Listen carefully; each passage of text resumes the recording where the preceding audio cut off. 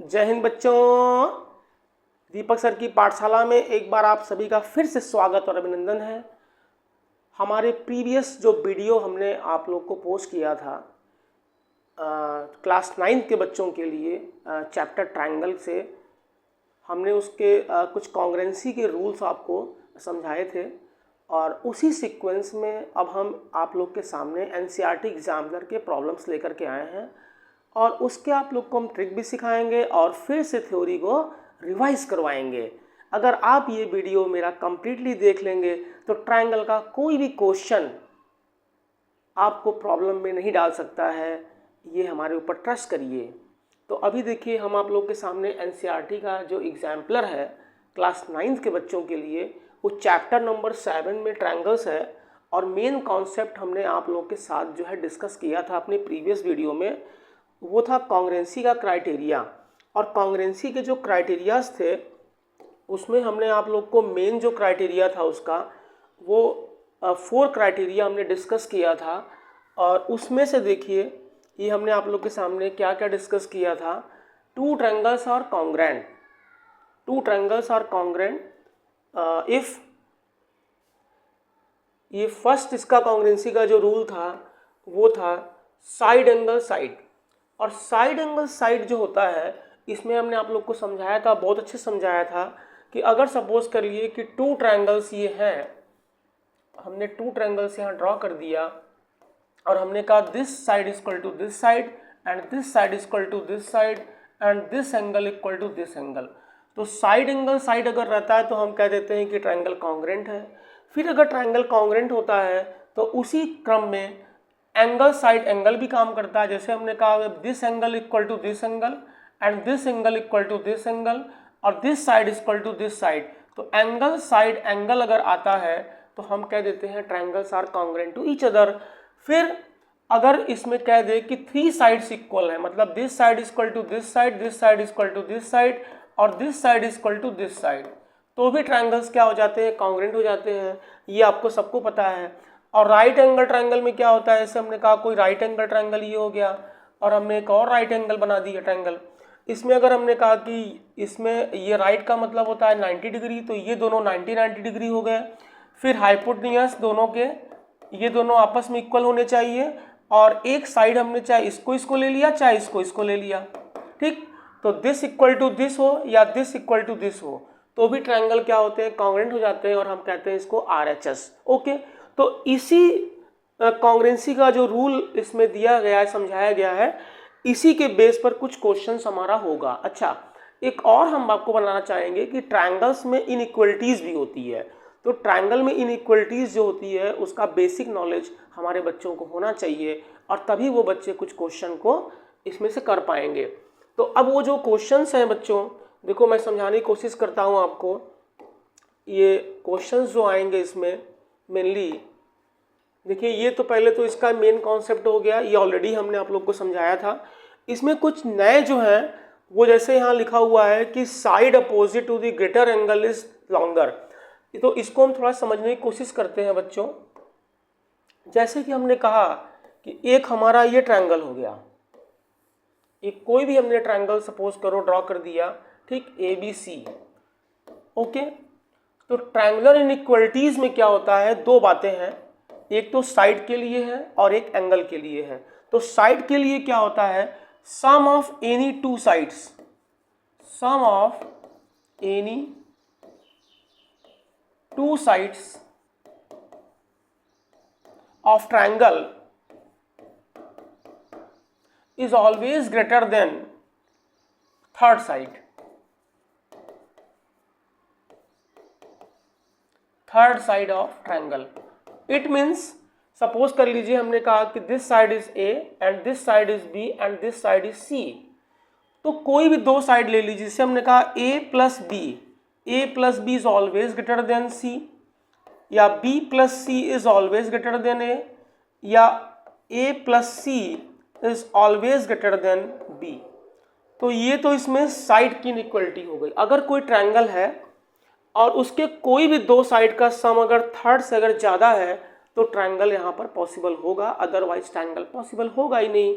और एक इसमें बहुत इंटरेस्टिंग चीज़ है कि अगर मान लो कि दो साइड का डिफरेंस, टू साइड का डिफरेंस अगर है, सपोज करो कि हमने कोई भी टू साइड को माइनस किया, ठीक, और माइनस करने के बाद जो आया वैल्यू, ठीक, अगर उसकी वैल्यू जो थर्ड साइड है, माइनस करने के बाद जो आया वो थर्ड साइड से अगर मान लो ज़्यादा है या कम है, तो वो कैसे हम डिसाइड करेंगे, वो अभी हम इसमें जो एनसीईआरटी के एग्जाम्पलर के प्रॉब्लम है उससे डिस्कस कर लेते हैं। ठीक, तो आपका कॉन्सेप्ट हम वहाँ क्लियर करना चाहेंगे। अच्छा, एक और बात है, इसमें जो एंगल्स का हमने कहा, सेकंड जो यहाँ पर एंगल्स की इनइक्वलिटी होगी, उसमें क्या होता है, जैसे सपोज कर लो ये एंगल और ये एंगल, तो अगर angle A, if angle A is greater than angle सी है, अगर एंगल ए की वैल्यू एंगल सी से ज़्यादा है, तो एंगल ए के अपोजिट साइड जो होगा वो एंगल सी के अपोजिट साइड से ग्रेटर होगा। इट मीन्स अगर कोई एंगल ज़्यादा है दूसरे एंगल से, तो उसका अपोजिट साइड भी क्या होगा, ज़्यादा होगा। दूसरा, अगर हमने कहा कि if angle A is less than angle सी है, तो side a is less than side c हो जाएगा। मतलब बड़े वाले एंगल का अपोजिट साइड जो होगा, ठीक, वो छोटे वाले एंगल के अपोजिट साइड से हमेशा ज़्यादा होगा। और अगर साइड गिवन है तो आप एंगल्स का इनइक्वलिटी फाइंड कर लेंगे, और एंगल की इनइक्वलिटी दी हुई है तो साइड की इनइक्वलिटी फाइंड कर लेंगे। ओके, तो अब हम आप लोग को बहुत ज़्यादा टाइम वेस्ट नहीं करेंगे, अब चलते हैं अपने मेन टॉपिक पर। और आज का मेरा मेन टॉपिक क्या है, एनसीईआरटी एग्जाम्पलर के कुछ क्वेश्चंस। तो कुछ क्वेश्चंस में हम आप लोग के लिए एनसीईआरटी का जो चैप्टर नंबर ये एग्जाम्पलर का 7 है, तो उसके हम कुछ क्वेश्चंस आपके सामने लेके आए हैं। कुछ एमसीक्यू क्वेश्चंस हैं। तो एमसीक्यू क्वेश्चंस आप जानते हैं कि बच्चों के एग्ज़ाम में, हाफ ईयरली एग्ज़ाम हो या एनुअल एग्ज़ाम हो, क्योंकि एनसीईआरटी का जो मेन बुक होता है उसमें एमसीक्यू क्वेश्चंस होते नहीं हैं। और जो बोर्ड का पैटर्न है, बोर्ड के पैटर्न में क्या होता है कि 20 क्वेश्चंस एमसीक्यू के आते हैं और वो क्वेश्चन यहीं से लिए जाते हैं। ठीक, तो अब हम थोड़ा सा एक एक करके इसको डिस्कस करना चाहेंगे।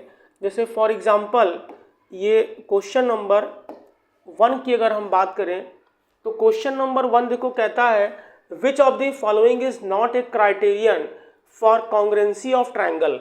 तो ये बच्चों को बहुत अच्छे से पता है, अभी हमने आप लोग के सामने डिस्कस किया था कि 4 कॉन्ग्रुएंसी के मेन रूल्स होते हैं। उसमें सब बच्चों को पता है कि एक साइड एंगल साइड होता है, एंगल साइड एंगल होता है, ट्रिपल एस होता है। बट ये हमने अभी तक आपको कोई कॉन्ग्रुएंसी नहीं समझाई है, और ये हो भी नहीं सकता है, 2 साइड्स पहले हो और एंगल उसके बीच का नहीं हो। तो इसका मतलब क्या हो गया कि ये जो कॉन्ग्रुएंसी है वो इसका क्राइटेरिया नहीं है कॉन्ग्रुएंसी का, तो आंसर इज सी।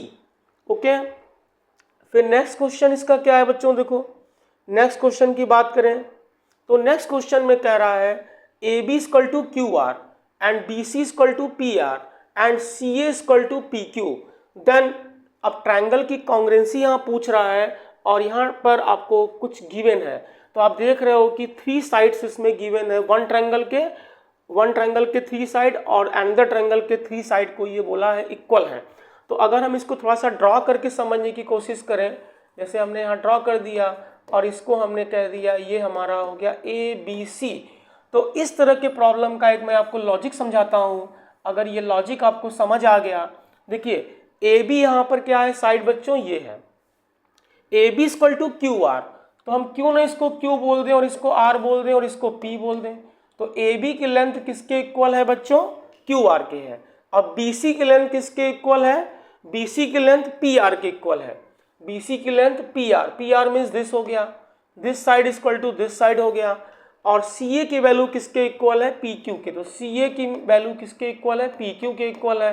तो आप यहाँ पर बहुत ही इजीली चेक कर सकते हो। अब देखो अगर ए बी सी है तो A B C congruent to triangle Q R P या पी क्यू आर। तो यहाँ पर तो बच्चों इस तरह का कोई दिया नहीं है, तो ये तो रॉन्ग हो गया मेरा। ठीक, ए बी सी अगर आप देखते हो ए बी सी तो क्यू आर पी जाओगे तो क्यू आर पी यहाँ पर है नहीं। चलो नेक्स्ट आते हैं सी बी ए। तो सी बी ए है और यहाँ पर क्या है बच्चों, पी आर क्यू है। देखो किस तरीके से चल रहे हैं हम लोग, सी बी ए ये हम लोग चल रहे हैं किस सेंस में, क्लॉकवाइज सेंस में, CBA।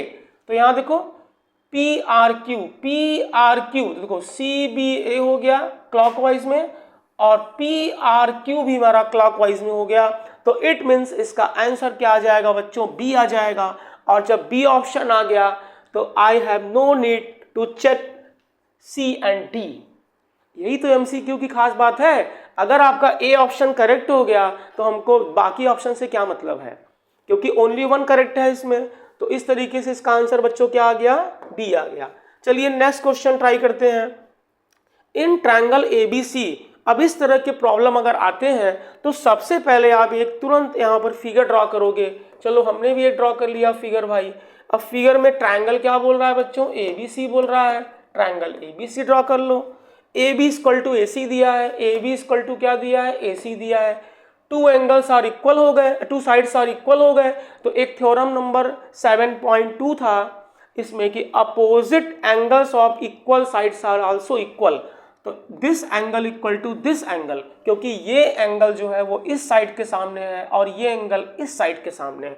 आपको अच्छी तरह पता होना चाहिए कि दीपक सर आप लोग के सामने ऐसी थ्योरी लेके आते हैं कि जो बच्चा कुछ नहीं जानता है वो इस क्वेश्चन को अगर पहली बार भी देख रहा है तो उसके पीछे का जो रीज़न है वो हम साथ में समझा देते हैं, ताकि बच्चों का पूरा कॉन्सेप्ट फिर से क्लियर हो जाए। देखिए तो इसमें कह रहा है AB इक्वल टू AC और एंगल B इक्वल टू 50 डिग्री। तो अब ये बच्चों कितना हो गया, 50 डिग्री हो गया। तो C पूछा है, इसमें कौन सी बड़ी बात है भाई, एंगल B और एंगल C यहाँ इक्वल है। तो ये एंगल भी कितना बनेगा बेटा, 50 डिग्री बनेगा। अभी हमने समझा दिया। तो 50 डिग्री ऑप्शन चेक करो, angle C 50 degree, 50 degree is B। तो इसका आंसर क्या आएगा बच्चों, B करेक्ट होगा। ओके चलिए नेक्स्ट क्वेश्चन पे चलते हैं हम। तो नेक्स्ट क्वेश्चन हमारा आएगा 4। तो क्वेश्चन नंबर 4 की अगर हम बात करते हैं तो 4 भी देखिए कुछ वैसे ही क्वेश्चन है, लेकिन इसमें कुछ और पूछ लिया है। ABC BC equal to AB। अब इसमें कुछ और दिया हुआ है, BC इक्वल टू AB है। चलो एक ट्रायंगल बना लो यहां से जल्दी से। ABC इज ए ट्रायंगल, हमने ABC एक ट्रायंगल बना दिया। और इसमें क्या कर रहा है, BC और AB इक्वल है, BC और AB इक्वल है।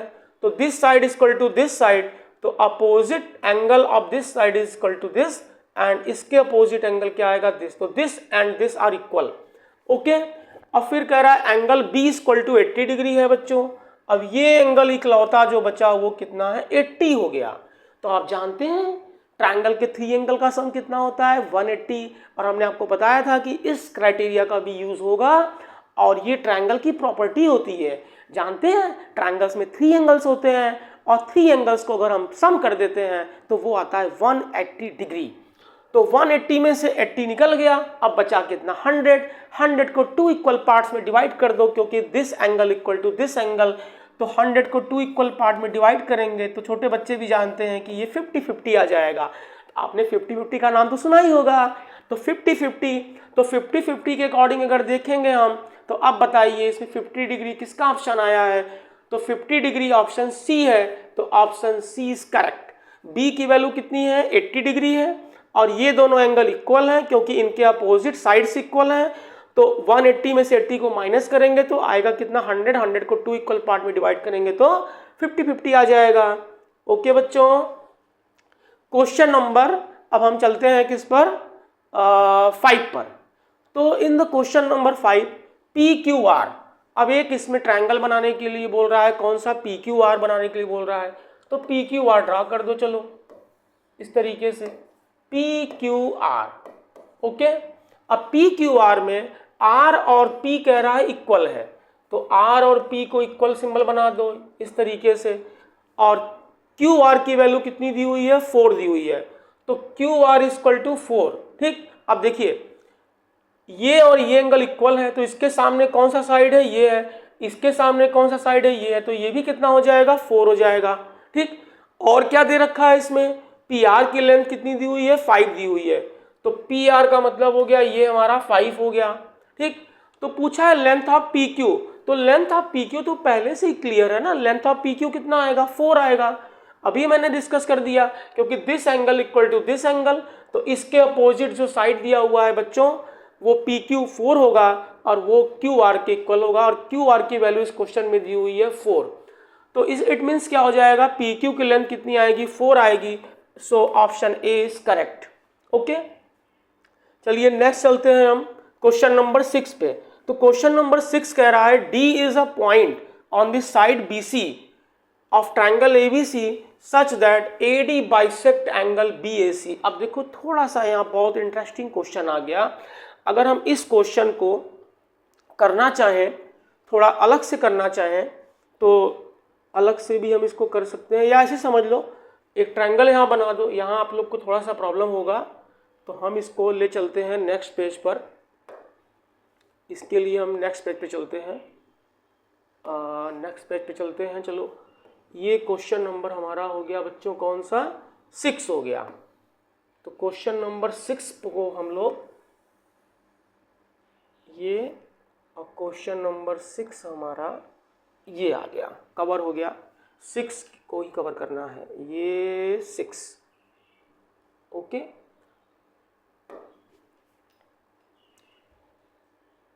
तो क्वेश्चन नंबर 6 की अगर हम बात करें, कोई बात नहीं है, इसको हम इरेज कर देते हैं यहां से।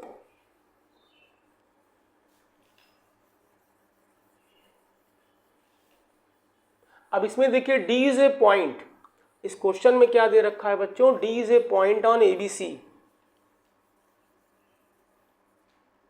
ठीक, D is a point on the side BC। अब एक यहां पर आप क्या करो, ट्रायंगल बना लो इस तरीके से। ABC इज अ ट्रायंगल और D इस पर कोई पॉइंट दे रखा है, और इसमें क्या कह रहा है कि AD बाइसेक्ट एंगल BAC। तो BAC को बाइसेक्ट करता हुआ एक लाइन ड्रा करो।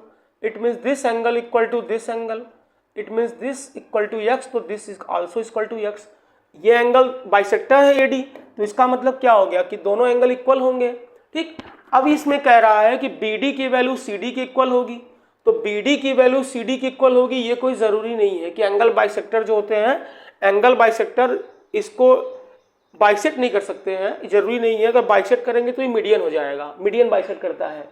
फिर कह रहा है BA ग्रेटर देन BD, तो BA की लेंथ जो आएगी वो कह रहा है BD से ज़्यादा होगा, ये इससे ज़्यादा होगा। देखो थोड़ा सा हम यहाँ पर एक्सटीरियर एंगल के थ्योरम पर चलते हैं। तो आप जानते हैं कि this angle is equal to sum of this angle plus this angle. अगर इसको हम वाई ट्रीट कर लें तो ये एंगल होता है x प्लस वाई। क्लियर?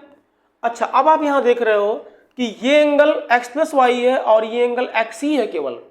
तो इसका क्या मीनिंग हो गया कि x प्लस वाई जो होगा वो ऑलवेज ग्रेटर देन क्या होगा, x होगा। ये सबको पता है, दोनों पॉजिटिव नंबर हैं। ठीक, दो पॉजिटिव नंबर अगर हैं उसको प्लस कर रहे हैं तो वो इंडिविजुअली x और y से हमेशा ग्रेटर देन ही होगा। ये क्लियर है। तो x प्लस वाई के अपोजिट साइड कौन सा है बच्चों, AC है, और x के अपोजिट साइड कौन सा है, CD है। तो AC always greater than CD हो जाएगा। तो देखिए AC ग्रेटर देन CD कोई ऑप्शन दे रखा है क्या बच्चों? तो यहाँ तो उल्टा दिया हुआ है कि CD जो है वो उससे CA से बड़ा है, तो ये होगा नहीं। अब यही काम हम इस साइड भी कर लेते हैं। ठीक, अगर हम इसको Z कंसीडर करते हैं तो दिस एंगल इक्वल टू होगा x प्लस जेड। ओके, ये एंगल हो जाएगा हमारा x प्लस जेड, और x प्लस जेड जो होगा वो भी x से ज्यादा होगा। और x प्लस जेड के अपोजिट कौन सा साइड है बच्चों, AB है। तो ये AB हो गया, AB को BA कह दो, कोई बात नहीं है, BA हो गया। और x के अपोजिट साइड क्या हो गया, BD हो गया। तो ये बच्चों BD हो गया। तो इससे एकदम क्लियर पिक्चर आपके सामने आ जाना चाहिए कि BA is greater then BD। देखो ये ऑप्शन गलत था और ये ऑप्शन भी गलत था। जब BA BD से बड़ा हो गया तो ये ऑप्शन होगा नहीं, और CD को हमने दिखा दिया कि CD तो AC से लेस है, तो ये ऑप्शन भी करेक्ट नहीं है। तो इट मीन्स इस क्वेश्चन का जो ऑप्शन आएगा वो ऑप्शन बी करेक्ट आएगा। ओके बच्चों, तो इस तरीके से जो क्वेश्चन नंबर 6 है, तो क्वेश्चन नंबर 6 का जो ऑप्शन आएगा वो आ गया बच्चों, इसका बी ऑप्शन आ गया। क्लियर? तो क्वेश्चन नंबर 6 के बाद हम चलते हैं क्वेश्चन नंबर 7 पे। तो एक एक करके हम लोग इसी तरह से क्वेश्चन को करते जाएंगे और कॉन्सेप्ट उसके पीछे जो लगा हुआ है उसको समझते जाएंगे। क्लियर? तो क्वेश्चन नंबर 6 का जो ऑप्शन हमने देखा वो बी करेक्ट था। अब देखो एक और बहुत इंटरेस्टिंग क्वेश्चन आ गया। It is given that triangle ABC is congruent to triangle FDE. अब देखो 2 ट्रायंगल्स यहाँ कॉन्ग्रेंट दिए हुए हैं, तो 2 ट्रायंगल यहाँ बना लो जल्दी से। एक ट्रायंगल एबीसी हो गया और दूसरा ट्रायंगल क्या है, एफडीई है। चलो एफडीई बना लो, एफडीई बना लो यहाँ से। तो कॉन्ग्रेंट अगर बना दिया हमने तो this angle equal to this angle हो गया, this angle equal to this angle हो गया और this angle equal to this angle हो गया। क्लियर? अब इसमें कह रहा है कि ए बी की लेंथ कितनी दी हुई है, 5 दी हुई है, 5 बना लीजिए। और एंगल बी कितना दे रखा है, 40 डिग्री दे रखा है, इसको 40 डिग्री कर लीजिए। और एंगल ए कितना दिया है, 80 डिग्री। तो अब बच्चों देखो ये 80 डिग्री हो गया और ये 40 डिग्री हो गया, तो अब यहीं पर ये भी होगा, ये 40 हो जाएगा और ये 80 हो जाएगा और दोनों का सम कितना आ गया, 120। तो 3 एंगल का सम कितना होता है, 180। तो ये अपने आप 60 डिग्री हो जाएगा और ये भी 60 डिग्री हो जाएगा। अब इसमें क्या पूछा है ये देखो, then which of the following is true. देखो DF इक्वल टू 5, तो DF को जरा देखो इसमें, तो ये 5 है तो ये भी 5 है। चलो DF 5 है। F इक्वल टू 60 डिग्री, तो F की वैल्यू 60 डिग्री आती है क्या इसमें, नो, गलत हो गया ये, F की वैल्यू 80 डिग्री है। बी ऑप्शन देखते हैं, DF की वैल्यू 5, तो DF की वैल्यू 5 तो ये आ गई और एंगल E की वैल्यू 60 डिग्री, तो एंगल E की वैल्यू यहाँ कितनी डिग्री है, 60 डिग्री है। इट मीन्स इसका ऑप्शन नंबर बी जो है वो करेक्ट आएगा। ओके बच्चों, देखो किस तरीके से हम क्वेश्चन को एनालाइज करके सॉल्व कर दे रहे हैं और आपको पूरा कॉन्सेप्ट समझ में आ जा रहा है इसका। चलिए नेक्स्ट क्वेश्चन चलते हैं हम। Next question number 8, 2 sides of A triangle of length 5 and 1.5, the length of third side. देखो बहुत इंटरेस्टिंग क्वेश्चन ये आ गया। अभी हम जो डिस्कस कर रहे थे आप लोग के सामने, एक ट्रायंगल एबीसी हो गया। क्लियर? अब इसमें कह रहा है कि एक साइड इसका क्या है बच्चों, 5 है और एक साइड इसका 1.5 है। अब थर्ड साइड का लेंथ बोला है कि क्या पॉसिबल है इसमें, मतलब बोला है कैन नॉट बी, मतलब कौन सा इसका ऑप्शन नहीं हो सकता है। मतलब देखो 5 हमने अभी पढ़ा था कि 2 साइड का सम जो होता है वो थर्ड से ज़्यादा होता है, तो 2 साइड का सम अगर आप करते हैं तो ये कितना आता है, 6.5। तो 6.5 तो इसमें कोई ऑप्शन दिया नहीं है, नहीं दिया है। अच्छा चलो कोई बात नहीं है। अब हम अगर थर्ड साइड को लेते हैं, चलो 3.6, तो 3.6 को अगर हम लोग 1.5 में प्लस करते हैं, 3.6 को अगर हम 1.5 में प्लस करते हैं तो ये बच्चों कितना आ जाएगा, 5.1 आ जाएगा और ये 5 ही दिया हुआ है। तो 2 साइड का सम थर्ड से यहाँ ज़्यादा है, ज़्यादा हो जा रहा है। लेकिन अगर हम यहाँ 3.6 में, हाँ 3 बोला कौन सा नहीं है, तो ये तो हो सकता है। 4.1 को चेक करिए, तो 4.1 में जब 1.5 को प्लस करेंगे तो ये भी 5 से मोर आता है, ये भी सही है। 3.8 को ले लो, तो 3.8 को अगर 1.5 में प्लस करोगे तो वो तो और ज़्यादा आएगा 5 से। अब बचा मेरा इकलौता कौन सा बच्चों, 3.4। तो 3.4 में अगर आप 1.5 को प्लस करते हो तो ये बच्चों केवल आता है 4.9। जब 4.9 आ गया इट मीन्स क्या हो गया कि 2 साइड का सम थर्ड से क्या आ गया, लेस आ गया। तो थर्ड से लेस तो होता नहीं है, तो इट मीन्स इसका ऑप्शन नंबर डी करेक्ट आएगा। ठीक, तो इसमें हमने कौन सा यूज किया, इसमें क्राइटेरिया ट्रायंगल का, ट्रायंगल इनइक्वलिटी का यूज किया। इसमें क्या था, 2 साइड का सम हमेशा थर्ड से क्या होता है, ग्रेटर होता है। चलिए अब हम लोग नेक्स्ट पे चलते हैं। क्वेश्चन नंबर 8 हो गया, अब चलते हैं 9 पर। Question number 9 in triangle P Q R, angle R equal to, angle R greater than Q दिया हुआ है। एक ट्रायंगल बना लीजिए आप, चलिए एक ट्रायंगल बना लीजिए और ट्रायंगल क्या है बच्चों, पी क्यू आर है। ठीक, पी क्यू आर में कह रहा है आर ग्रेटर देन क्यू है, इसकी वैल्यू, आर की वैल्यू क्यू से अधिक है, आर की वैल्यू क्यू से अधिक दी हुई है। ठीक, तो अब पूछा है कौन सी इनइक्वलिटी होल्ड होगी, बताओ इससे आसान कौन सा क्वेश्चन आएगा। अभी मैंने बताया था आर के एंगल, आर के अपोजिट कौन सा साइड है, यहाँ पर आर के अपोजिट है पी क्यू, तो पी क्यू लिख दो। और Q के अपोजिट कौन सा एंगल है बच्चों? PR है। तो ये आपका हो गया R के अपोजिट PQ था, R के अपोजिट यहां से R के अपोजिट, एक मिनट फिर से ट्रायंगल बना देते हैं। एंगल ट्रायंगल हो गया PQR और कौन सा एंगल था? R। तो R की वैल्यू ग्रेटर देन थी किसके? Q के। तो angle R greater than angle Q है। तो R के अपोजिट कौन सा साइड है बच्चों? PQ है। R के अपोजिट PQ है और एंगल Q के अपोजिट क्या है? PR है। तो आप यहीं से क्लियर समझ लो, PQ ग्रेटर देन PR। तो PQ greater than PR option number B correct है। और आप अगर आप ये चाहते हो कि हमको फिगर भी नहीं बनाना पड़े तो दीपक सर के पास उसका भी ट्रिक है, वो ट्रिक भी ले लो। चलो क्लीन कर देता हूँ, फिर से समझ लो। Angle R greater than angle Q, तो R के अपोजिट साइड निश्चित समझ लो, R को छोड़ के दूसरा क्या बचेगा? PQ बचेगा। तो R ग्रेटर देन Q है तो R के सामने कौन सा साइड होगा? PQ होगा। और Q के अपोजिट साइड कौन सा होगा? PR होगा। तो PQ ग्रेटर देन PR, तो यहीं से लॉजिकली भी हो गया। तो option B is correct. Clear? चलिए अब आते हैं क्वेश्चन नंबर 10 की तरफ। बच्चे थक तो नहीं रहे हो? नहीं, मेरे बच्चे बिल्कुल नहीं थकते हैं, बहुत अच्छे हैं। देखिए, in triangle ABC and PQR, अब टू ट्रायंगल्स है यहाँ पर। टू ट्रायंगल कौन सा है बच्चों? एक ट्रायंगल हमारा ABC हो गया और दूसरा ट्रायंगल हमारा हो गया PQR। चलिए PQR को बना देते हैं। क्लियर? अब देखिए, इसमें कह रहा है AB इक्वल टू AC है, AB इक्वल टू AC हो गया, ठीक। और क्या कह रहा है? Angle C equal to angle P, angle C equal to angle P हो गया। थोड़ा सा कॉम्प्लिकेशन आ रहा है यहाँ पर फिगर में, ठीक, कोई बात नहीं, डरने की जरूरत नहीं है। This side equal to this side, अगर हम इसको x लेट कर लेते हैं तो ये एंगल भी कितना हो गया? x हो गया। क्लियर पिक्चर रखो। और इस क्वेश्चन में कह रहा है कि ये एंगल इसके इक्वल है, इट मीन्स ये भी क्या हो गया? x हो गया। Angle C equal to angle P है, C की वैल्यू P के इक्वल है। फिर कह रहा है B की वैल्यू Q के इक्वल है, B की वैल्यू Q के इक्वल है, तो B x है तो ये भी x हो जाएगा, ठीक। फिर कह रहा है द टू ट्रायंगल्स, अब देखो ध्यान से समझने की कोशिश करो इसको। दोनों ट्रायंगल में टू साइड्स इक्वल हैं, क्योंकि यहाँ देखो टू एंगल्स इक्वल हैं, तो इसके अपोजिट साइड ये होगा, इसके अपोजिट साइड ये होगा, तो this side equal to this side होगा। तो both the triangles are isosceles, isosceles तो पक्का है। फिर इसके बाद कह रहा है कि ये कॉन्ग्रुएंट है कि नहीं, ये चेक करना है हमको। चलो, तो कॉन्ग्रुएंसी कैसे आएगी आप बताओ।